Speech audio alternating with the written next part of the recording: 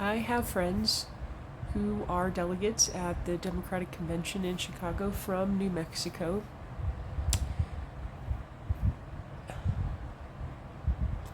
They have chosen to be all in to the Democratic rationalization that supporting an arms embargo or speaking up for Palestinians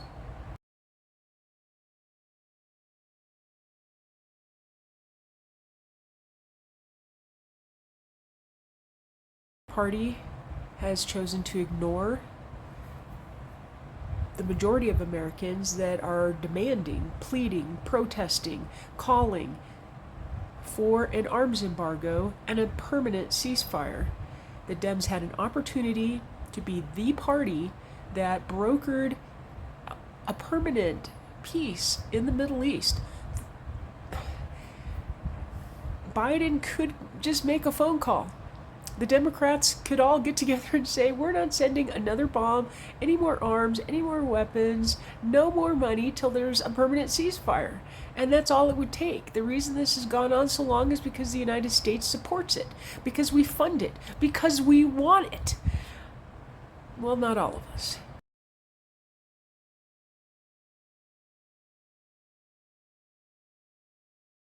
And actually, most of us don't.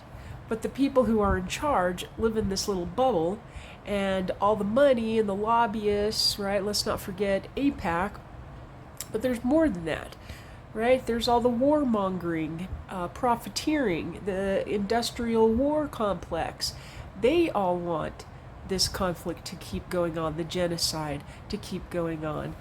In the Middle East. They want a full-out war. Woo, look how many bombs and planes, etc. they can sell, right? If Lebanon gets pulled in, Syria, because Israel keeps bombing all these countries, right? And then, oh, we're the victims. No, you're not.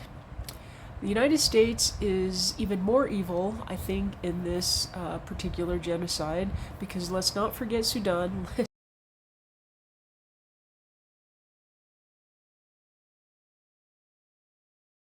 Let's not forget Congo on the atrocities happening there.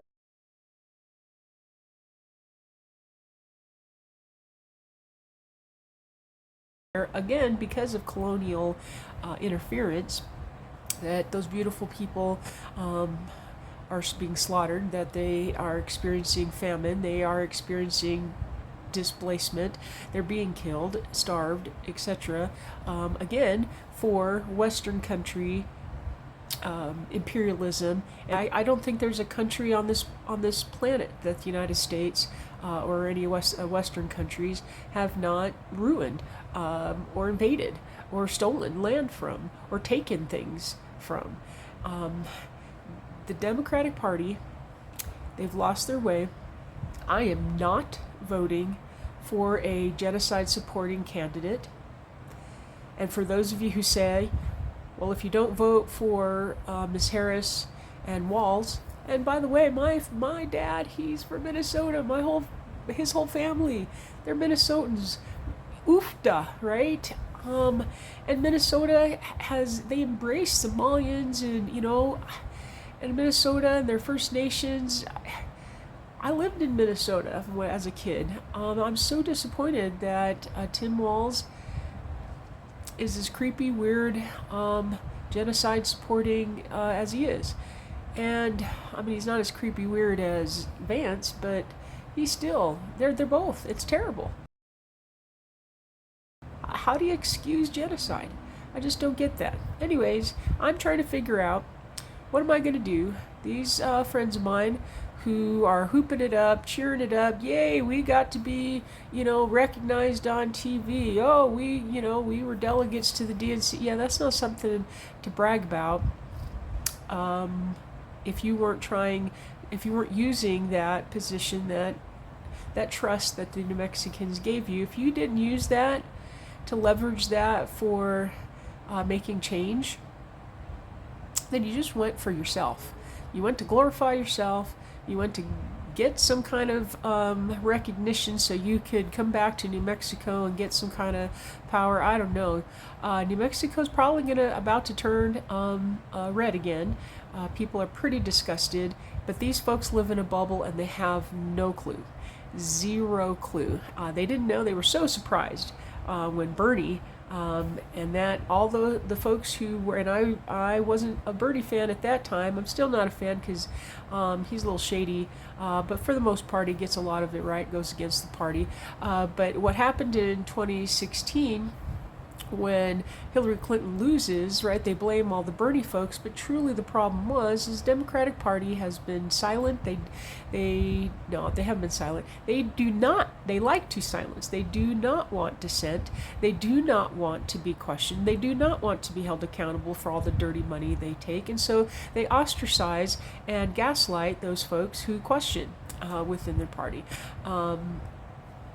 So all those reasons, I am still an independent voter, not ever going to join the Democratic Party. I don't even care if some sort of prophet rises up, raises people from the dead, and the Democrats are somehow a party of, divine powers, or the Avengers come